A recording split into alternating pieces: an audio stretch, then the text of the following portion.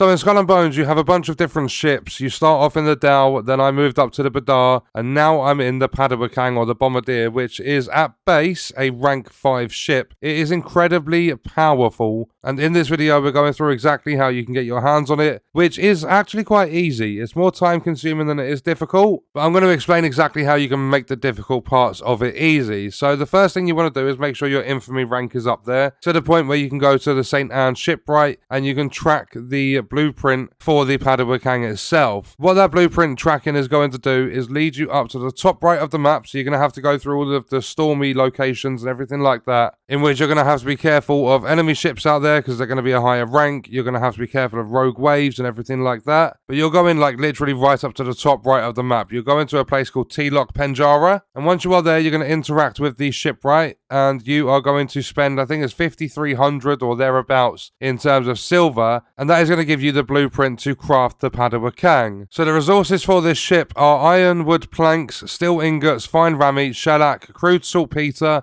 and 2,880 silver. Silver is quite easy to obtain in the game, especially if you go and do a legendary treasure map PvP event. Oftentimes there's no PvP. I've never had more than 2 participants, and that includes me. So what I tend to do is, as soon as it's pinpointed, I go and sit there, wait for the timer to go down, grab that treasure map, head to the outpost that gets marked, and grab my treasure. I've netted over 10,000 silver in a single legendary treasure map, so that's enough to get the blueprint for the Padewakang and enough to actually craft it. Then when it comes to the iron, wood planks, they will be, if you actually track the blueprint itself, it will show all of the materials on the map. But if you're struggling taking down the ships that are going to give you planks, then you can actually go and just harvest ironwood. Then at a 5-to-1 ratio, you can refine it at the refineries. You'll have one at St. Anne, you'll have one at Padewakang. So overall, you would need 90 ironwood to get 18 planks. Then when it comes to steel ingots, you can do the same thing. You can take down ships or you can refine it. Then when it comes to the fine rammy, you can take down ships. But this was the hardest resource for me to get my hands on, because when it comes to the trade routes and the ships actually having the fine rammy on them, they're all between like rank 7 and 9, and I'm sat there in a rank 4 Bedar. So what I ended up doing was going to the codex. I found the normal rammy, I tracked it, I went over, I harvested it, which was absolutely no danger, then take it to the refinery, refine it into fine rammy, and then the shellac and the crude saltpeter, it shouldn't be too difficult to get your hands on. You can trade it at certain settlements, or some ships will have it, and they are relatively easy to take down. I don't think they're quite as high a rank as the ones that carry fine rammy.